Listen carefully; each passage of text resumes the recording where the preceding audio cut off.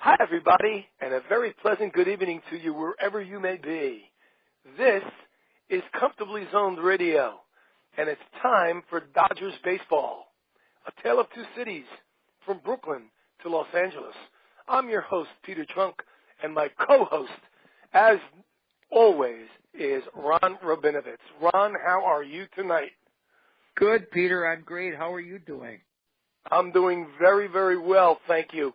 Before we start to talk tonight, I want you to tell all our listeners what's happening on Sunday, April the 16th, on MLB TV. Go ahead and tell them. Sure, thank you. I will. The MLB Network is rebroadcasting a documentary called Letters from Jackie. It's a documentary about my special relationship and friendship with Jackie Robinson. It's airing on this Sunday, April 16th, at 7:30 p.m. Central Time, 8:30 p.m. Eastern Time on the MLB Network. It's a terrific documentary. They did a beautiful job about it. Curtis Granderson is the host, and Dennis Haysbert reads the letters that I got from Jackie off camera. And Dennis Haysbert, I don't know if you know who that is. But I know, yeah. Oh, he's so terrific. Yeah, I just love him. So I'm very excited about that, and I'm also very excited that this is Jackie Robinson week.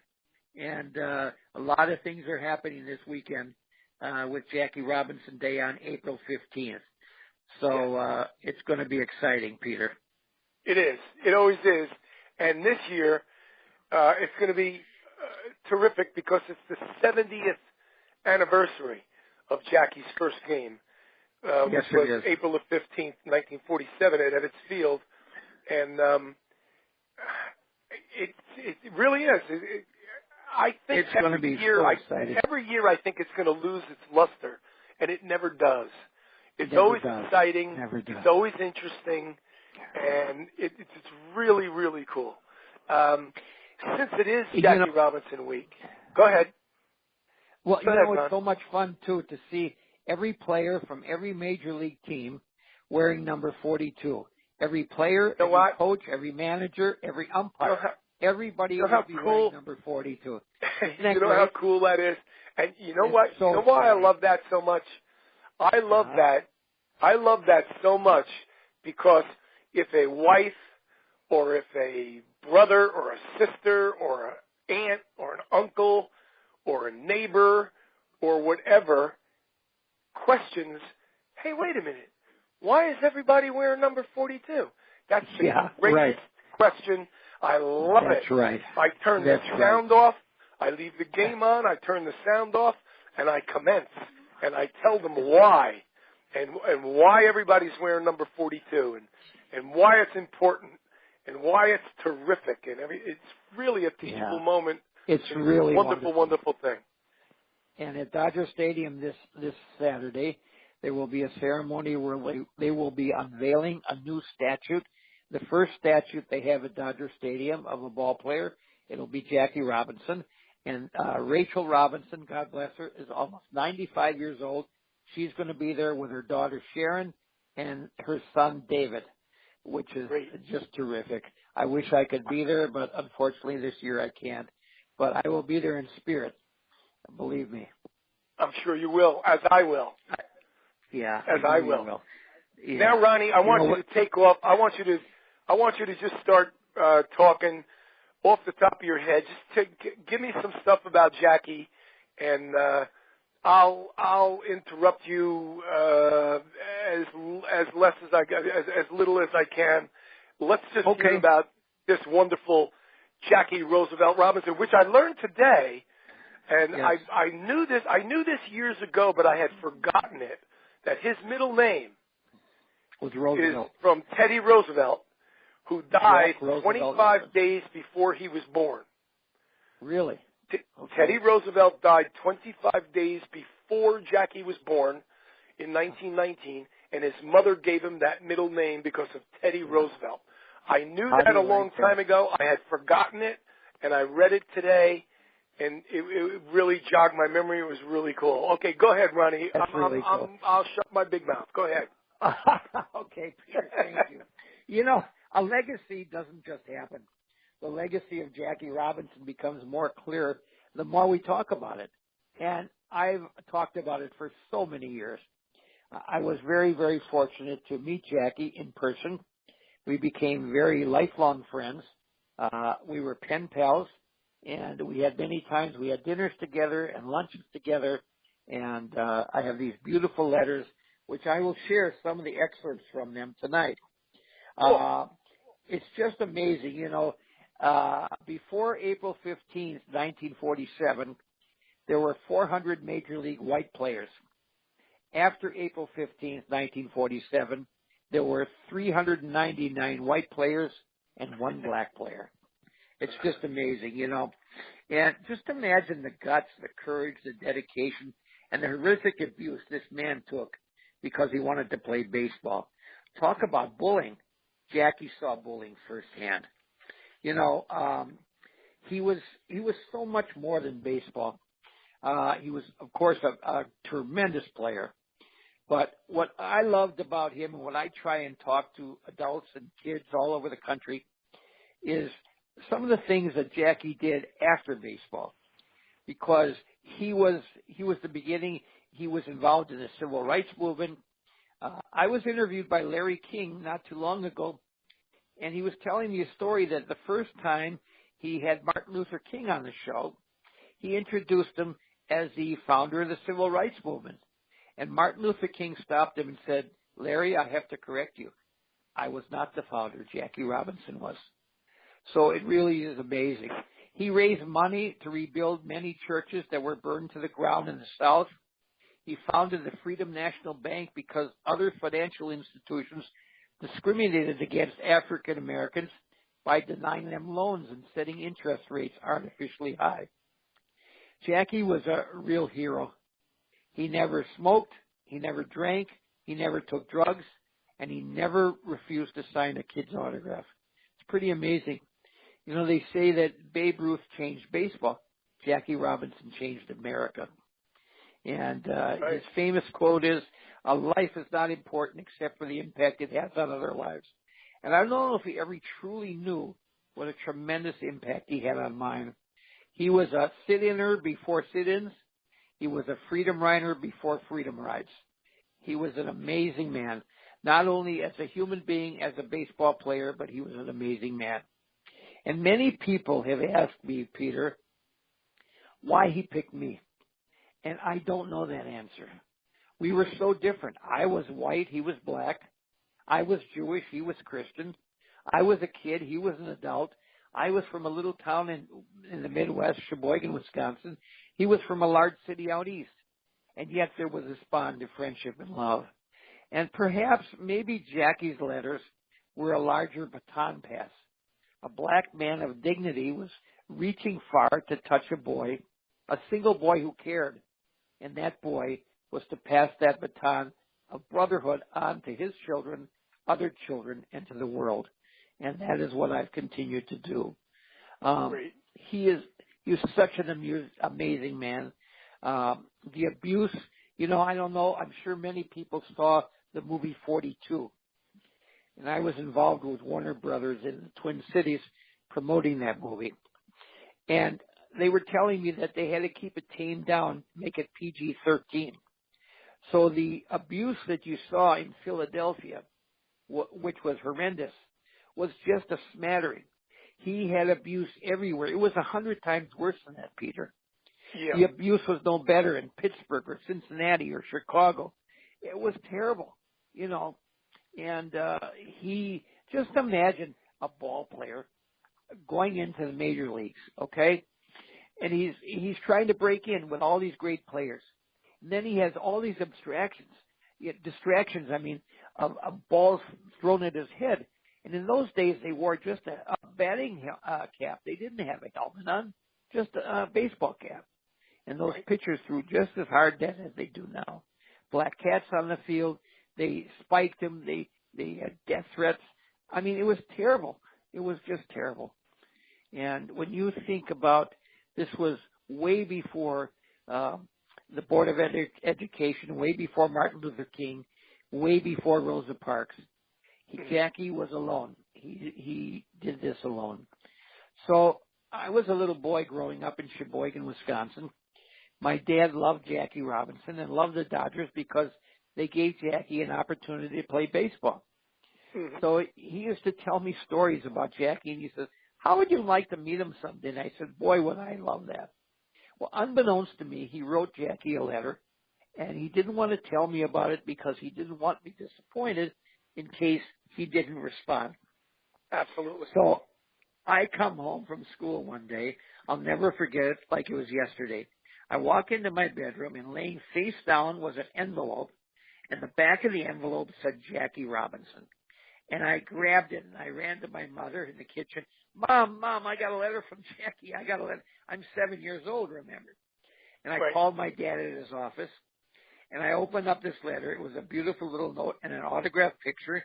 And he said he'd love to meet me next time the Dodgers are in Milwaukee playing the Braves. At that time, the Atlanta Braves were the Milwaukee Braves. So we went to a Dodger Brave game, and Peter, it was the first game I was ever at that I couldn't wait for it to end because I knew what was going to happen afterwards. So we went down to the locker room and waited for him to come out. And when he came out, I ran up to him with about 50 other kids, and I said, Jackie, I'm Ronnie Rabinovitz. Do you remember me? And he says, sure I do. My dad's standing over my shoulder. He says, sure, Jackie, with the thousands of letters you get, how would you remember? He says, no, I remember. Your dad wrote me on lawyer stationery. My father was an attorney. And from that time on, he said to me, stay in touch. I said, oh, my God, he wanted to hear from me. So I used to write him letters, Jackie Robinson, Stamford, Connecticut, no address, no zip code. And he'd write Ronnie Rabinovitz, Sheboygan, Wisconsin, no address, no zip code. And we both get them. It was just amazing. So, can you imagine? So we were friends for so many years. I met him actually in 1953. So he was already in the tail of his career. He retired after the 1956 season. And you got to remember that as a rookie, most rookies are 19 or 20. Jackie was 28 when he was drafted to the Dodgers.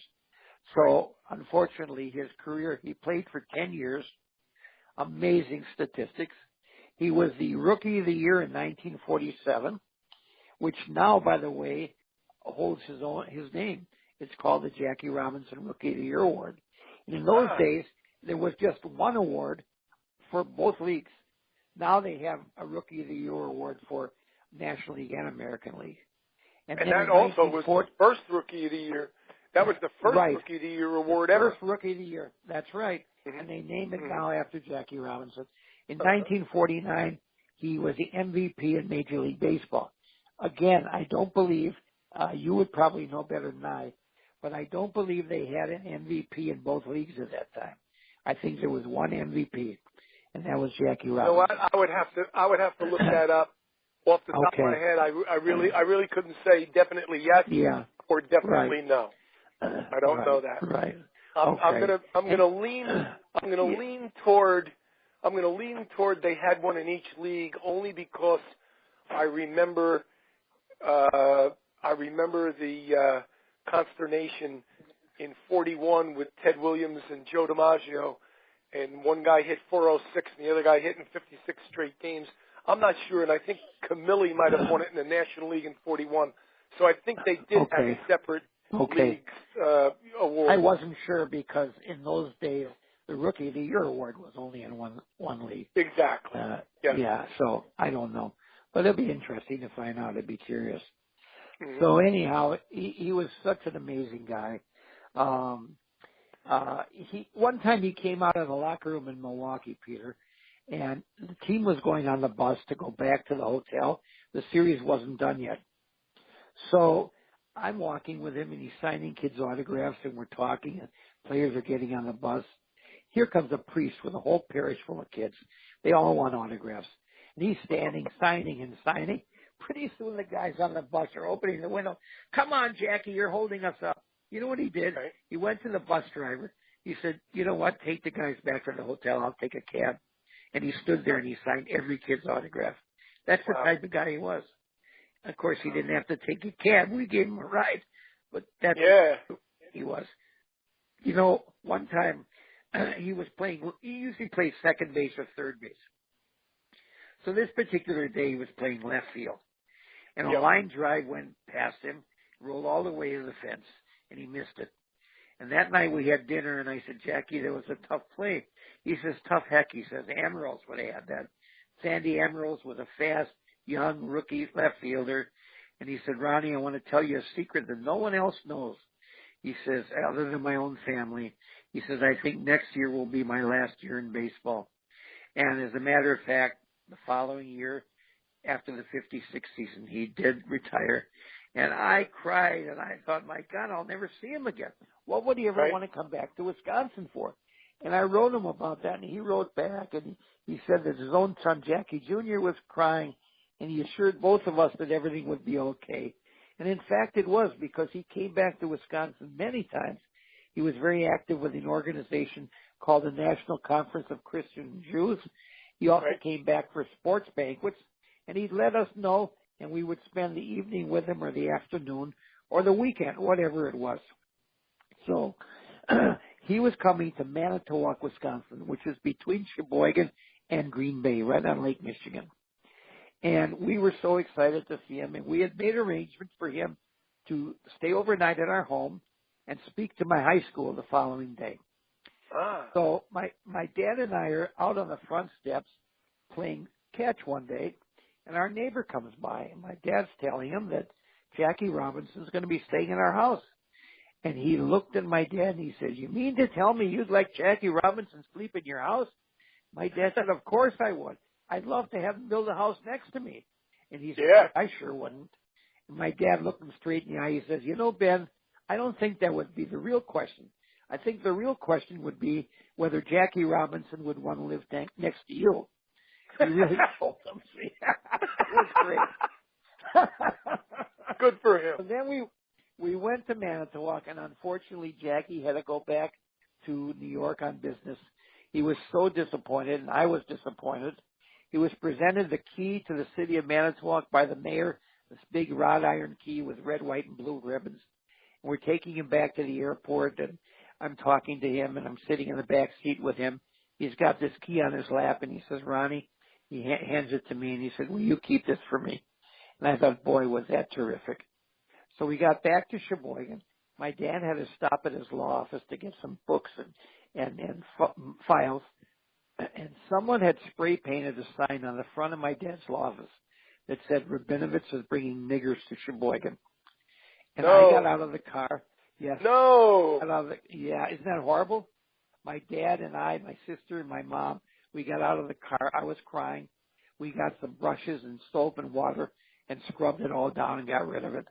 And I thought, how terrible that anybody would be so mean to do that to him. So I saw prejudice too, certainly not in the degree that he did, but that was very tough and very difficult. One time in Milwaukee, you know, Jackie was a great competitor. He loved to win. So this particular day, he'd struck out 4 times. And he was kind of, the last time he struck out, he was really mad at himself. And in frustration, he kind of flung his bat back toward the dugout. And unfortunately, the bat hit the top of the dugout and went into the stands. So this woman claimed that she was hit by the bat. And he felt terrible. He actually took a cab to her house that night in person, brought an autograph ball and apologized in person. She wanted nothing to do with it. She got a lawyer. She was going to start a lawsuit. So we got home to Sheboygan, and the phone rang. It was Jackie, and he said, let me talk to your dad, Ronnie. So he told him what happened. He said, my dad said, let me see what I can do. So it turned out that the lawyer that she had hired was a good friend of my dad's. And it turned out that the bat actually never hit her. It hit the railing in front of her seat, but because she didn't like African Americans, she wanted to start trouble. And of course, when that was found out, everything was dropped. And it was, again, I was just shocked that anybody would want to do that to him. He was such an amazing guy, and I loved him so much. He sent me a telegram when I graduated from high school. And wow. A lot of the kids that I talk to today have no clue what a telegram is. They absolutely don't know. And if any of our listeners here, that they don't know. That's I mean, true. it's texting and emailing and twitting. They don't know. So I tell these kids that there used to be a Western Union operator, and Peter, you know about this, but maybe our listeners don't. And there was a teletype machine, and there were these little strips of paper that would come off the teletype machine. Yeah. The Western Union operator would take a blank piece of paper that would say either congratulations or happy anniversary or happy birthday, Right. and they would glue these onto this paper, and Yes. they would deliver it personally to your home, which was Yes. a real great honor. So I get this on when I graduated from high school. Congratulations. Sorry to have delayed message. Have been out of the city. Am always proud of your achievements. Continued good luck, Jackie Robinson. Imagine that. It was just fabulous. Just fabulous. Wow. That's crazy. And if we have time, isn't that crazy? Yeah. If we have time, Peter, I'd love to read a couple of excerpts from letters that Jackie sent Absolutely. me. Absolutely. Okay, all in his one thing handwriting. I want to add. I would like to Sure. add one thing, and then Sure. give you a little break. Okay. from talking, and we'll come back to it. The first thing I wanted to tell you, another thing I read today that I was unaware of, that Jackie did not play baseball from age 20 to 25. Really? He didn't play baseball from the age 20 to 25. Huh. When he was in the service, he didn't play, and he also did play his first job where he actually got a check, for his services rendered, was football. He played professional football, Los Angeles Bulldogs, and I forget the other team. He played for two professional football teams. He also won a tennis tournament after high school in community college. He won a tennis tournament. I mean, this guy, you couldn't beat him. I mean, he was jack of all trades. He was Jackie of all trades. He could do everything. We all know what a great football player he was. We all know what a great basketball player he was, and we all know what a great track star he was. Right. Baseball was probably one of his worst sports. That's correct. Probably one of his worst sports. And he was an All-American in football. Yes. All-American in basketball. He broke the world record in the broad jump and track, and he played baseball. Think about that. He was the only athlete at UCLA to letter in 4 sports. Amazing. Think about that. Amazing. That's crazy. Yeah. It's just nuts. It really is didn't crazy. Play ball, and he didn't play baseball from age 20 to 25. Then he had a friend who told him, why don't you try out for the Kansas City Monarchs? And he tried out for the Monarchs, and he played 46 games for them. And then, of course, Ricky got him, and he signed, and then he played for Montreal in 46, and then the Dodgers in 47. But from age 20 to 25, he played no baseball whatsoever. Can you imagine? And he was still. Can you imagine what an athlete he was? To be able to not only come back, but then compete on a major league level. Unbelievable. Yeah. He was amazing. It's almost unheard. It is unheard of. It's almost unbelievable. Really it's almost unbelievable. It really is. The guy was just an amazing athlete. Amazing athlete. Just amazing athlete. Before you read some of the letters that he sent you, I would like to take a few minutes and just play an old Vin Scully Dodgers Pirates game test. And I'd love to hear that it. now. I'd love to hear it. Okay, here we go. Sounds good. Okay. Let's get back to this. Before we get to the action, we have some good news for all you boat lovers. Whether you own a rowboat or a yacht, the F&M Schaefer Brewing Company is sponsoring a new radio program entitled This Week in Boating. It's just the kind of show you boatmen have been waiting for. Summary of news, weather forecasts, tips and feature stories of the boating world. This Week in Boating, a 15-minute radio show beginning this Friday night at 11:15, and will be a regular Friday night feature. For all you boat lovers, remember, This Week in Boating at 11:15. Check your local newspaper for the station and anchors away. All right, 6th inning, 2-1 Brooklyn, and Savoli takes a strike. Gino has a single-handed double, batting .348. Gino, prior to today, in his since returning to the left at a 400 clip, swings down at a high fly ball to center. Burton charging it, still down, she dropped hit. Oh, the ball played at 1807 right. Gets his third hit. A looping single to center. That is hit number 7 on Vernon Law. Brooklyn leading 2-1. So Savolti with a single, a double, and now a bloop single to center. That brings up Duke Snyder, who's hit into a double play and single to center to drive in a run. Duke batting .271. Law comes set, checks Samoli and delivers. Snyder takes way high, ball 1. First of 2 games. Second game it will be Sandy Koufax and Bob Perkey.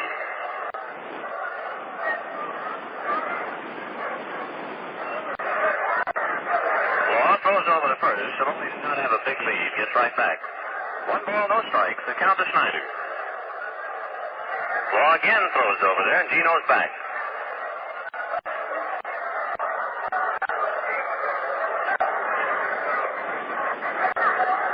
Snyder takes a look at a balloon that's way high. Ball 2.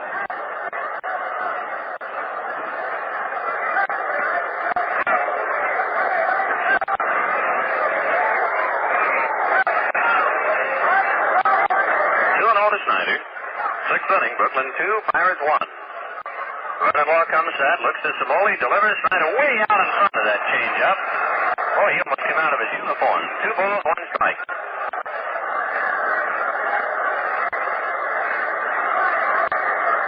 Giants 1, Phillies nothing at the end of 3. Only other game underway in the National League.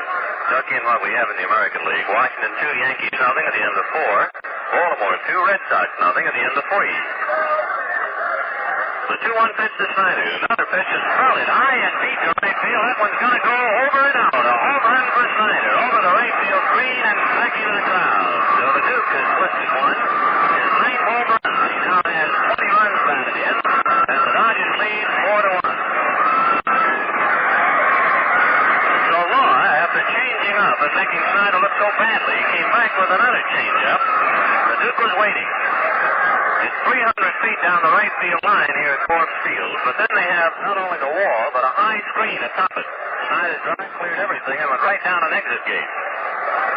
So the Duke's second hit, 3 RBIs for him in this ballgame. Brooklyn 4, Pirates 1 in the 6th inning, and the batter, Carl Perillo, was bounced out and hit into a double play, batting .325. Law delivers, and Carl takes a strike. 0-1. So Mr. Magley will have a little bit of breathing room now. 4-1 Brooklyn. Law right back again 0-1, and the breaking ball is low. 1 ball, 1 strike. The F&M Schaefer Brewing Company of Brooklyn, brewers of America's oldest lager beer, wishing you the very best on this Memorial Day, wherever you may be. Hope you're doing just what you want to do. 1-1er is cut on and fouled away, 1-2. I think on holidays, especially a day like today or July 4th or Labor Day, not going in the background a park policeman chasing a foul.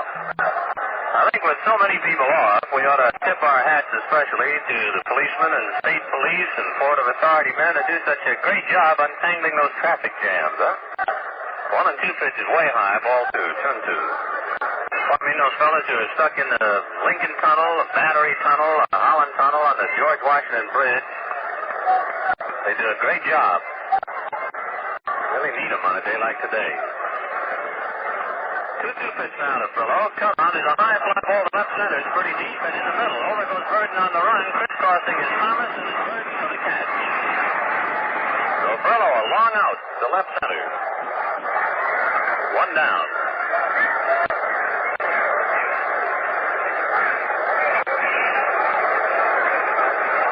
Gil Hodges, who twice, since the Pirates are pitching outside to him, tried to go to right, and twice he's bounced out to Mazeroski.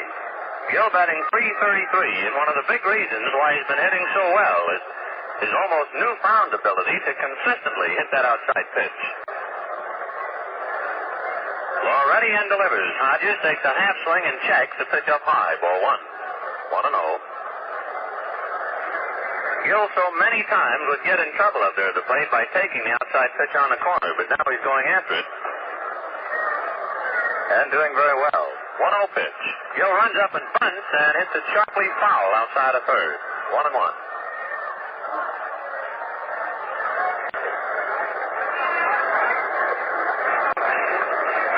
He's coming back to hit again. Well, out here in the sixth inning, 2 runs are over for Brooklyn thanks to Snyder's home run, his ninth. And the Dodgers lead 4-1.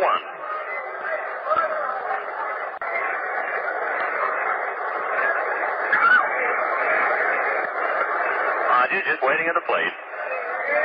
On deck, Roy Campanella.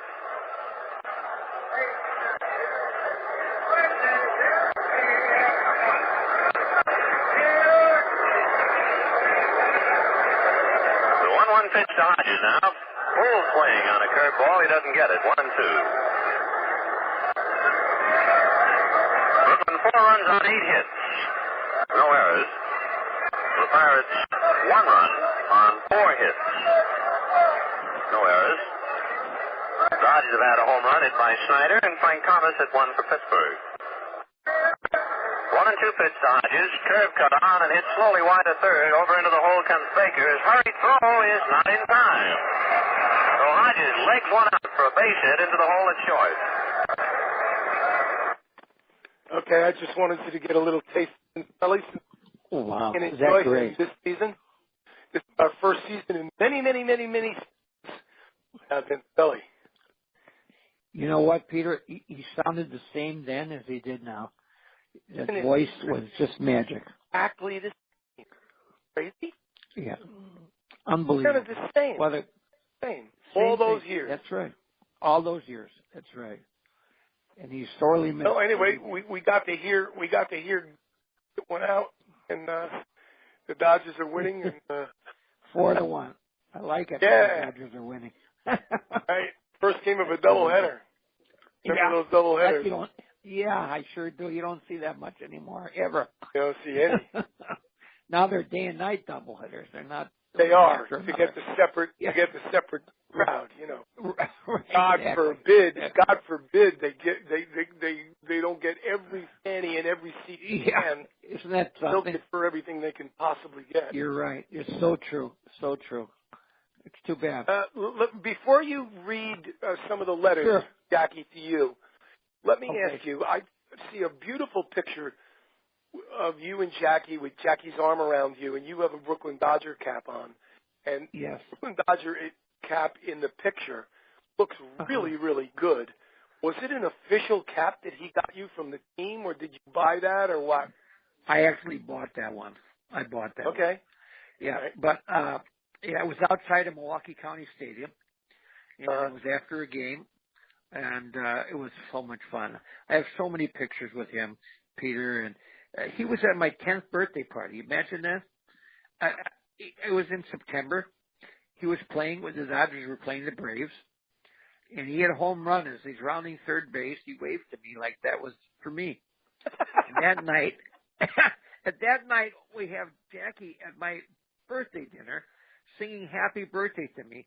I was numb. It was like the most exciting thing I ever had in my life. Sure. You know, sure. To have Jackie there. I'm 10 years old now. And it was crazy. It was just crazy. And that was in 1955. And you know what year that was? That's when we finally beat those damn Yankees. That was a magical year. It sure was. A magical year. When they lost the first 2 games of that series, I was totally despondent. And I wouldn't have given a wooden nickel. I wouldn't have bet a wooden nickel that they could come back and win. I know. And I thought, oh my God, at least, please don't lose 4 in a row. Just don't lose 4 in a row, please. Yeah. You know, because all my friends are Yankee fans and everything, and I had to put up with that when I went to school. I know. And they actually won 3 in a row back in Brooklyn, and boy, was I excited. And then, of course, we know what happened after that. Yeah, that's but right. if you would like to read some of the letters, sure. Go right ahead. Well, I'll tell you a funny story first of all. You know, we used to wait for Jackie out at the locker room, you know, and there was nothing to do as a kid. So you're in the bowels of the stadium. There's just gray walls. And the only thing we could do to kill time, there was a big sign on the locker room door that said, "Warning, do not enter, trespassing. You could go to jail," and this legal jargon. So we used to read that over and over. And one day Jackie comes out, and he takes me by the hand, and he says, "Come here." Takes me into the locker room. So I looked at him. I said, "Oh, my God, I'm going to jail." And he laughed and he says, no, you're with me. You don't have to worry. He took a brand new ball out of a bag and took me to locker to locker to locker. Everybody from the Dodgers signed this ball. Walter Olson, Pee Wee Reese, Roy Campanella, Don Newcomb. Sandy Koufax was a rookie that year. Carl Furillo, Gil Hodges. They were all shaking my hand. They were patting me on the back. I was like numb. So that same night, after I left there, we went to a restaurant in Milwaukee called Eugene's. Not there anymore, but it was one of their nicest restaurants in Milwaukee. And here he was singing "Happy Birthday" to me. It was so amazing. And the menu was so funny because I would love to go there today. Prime rib was $4. A whole Maine lobster was $5. Wow. Shrimp cocktail was 50 cents. Unbelievable. And he signed the menu. He said, Ronnie, it was nice having dinner with you and your family. I hope we can be able to do it again soon. Jackie Robinson. So I've got a couple letters here I'd love to read to you, or excerpts of them. Okay, sure. One of them, it says, Dear Ronnie, I'm happy to know everything went well at your bar mitzvah. Now, I had invited him to my bar mitzvah, but unfortunately he couldn't come. My schedule has been so busy, I've not been able to keep up with my outside responsibilities. It doesn't seem as if I will be getting to Sheboygan soon. My work here has been very heavy, and I haven't been able to get away as much as I would want for personal reasons. Ronnie, one of the things that pleases me most is our friendship continues even though I'm no longer connected with baseball. It's friends like you that make me feel that everything that happened was worthwhile. I hope we do get a chance to see each other soon. It seems when people are as far apart as we are, they have a tendency to forget. I hope we don't. My regards to the family. I hope everything continues to go well. Always, Jackie. Isn't that beautiful? Beautiful. And I got one more here. Dear Ronnie, it was good hearing from you again. I hope everyone is fine at home. My family is fine. We've had a nice summer, and with school just around the corner, we're getting prepared. You are very kind to say the nice things you did. I learned a long time ago that a person must be true to himself if he is to succeed. He must be willing to stand by his principles, even at the possible loss of prestige. He must first learn to live with himself before he can hope to live with others. I have been fortunate. God has been good to me, and I intend to work as hard as I can to repay all the things people have done for me. I appreciate your friendship and feel as long as you set a worthwhile goal and head for it, you will do well. Continued good luck. Give my regards to the family. Always, Jackie. Amazing. Wow, nice one. Very nice. Isn't that beautiful? Yeah. Yeah, it's beautiful. Such an amazing man. Such an amazing man. You're a lucky guy, boy. I am very lucky. I'm very fortunate. And it was a memory that I'll never forget. Jackie was such an amazing man. I got a beautiful note from Rachel not too long ago. And his widow. Let me see if I have it here. I don't think I do. But she thanked me so much for keeping his legacy alive. And she's just such a wonderful lady. She came to Minneapolis in 1997 on the 50th anniversary of Jackie breaking the color line in baseball. And she was honored. As you recall, she started the foundation called the Jackie Robinson Foundation, which is a scholarship program for children of color and minorities to go to college. They have the greatest graduation rate of any scholarship program in the United States, 98%, which is way double the national average. Jackie would have been so proud. So the Twins were presenting her a check for $50,000 in Jackie's memory for the foundation. And I was at the press conference at the Metrodome, and she was presented this check, and I was watching and kind of smiling. And I went up to her afterwards, and I said, Rachel, I'm Ronnie Rabinovitz. And she says, you're Ronnie Rabinovitz. And she hugged and kissed me. And she says, oh, my God, Jack loved you so much. And I showed her all the pictures and letters. It was amazing. That excerpt is in this documentary that's coming up on Sunday night. It's called Letters from Jackie. It's at 7:30 Central Time, 8:30 Eastern Time on the MLB Be Network. sure and watch it, and I'll DVR it too. Oh, great. So that's my story. It's a tremendous honor to be part of this show, and a tremendous honor to be able to talk about my dear friend. And I've been doing this for 30 years. I'm jealous. I'm totally jealous. I mean, any kid who could have a friendship with Jackie Robinson, I'm jealous. He was such an amazing guy. He really was. Mm-hmm. And I loved him dearly. I was with him in New York. I moved to Minneapolis in 1966.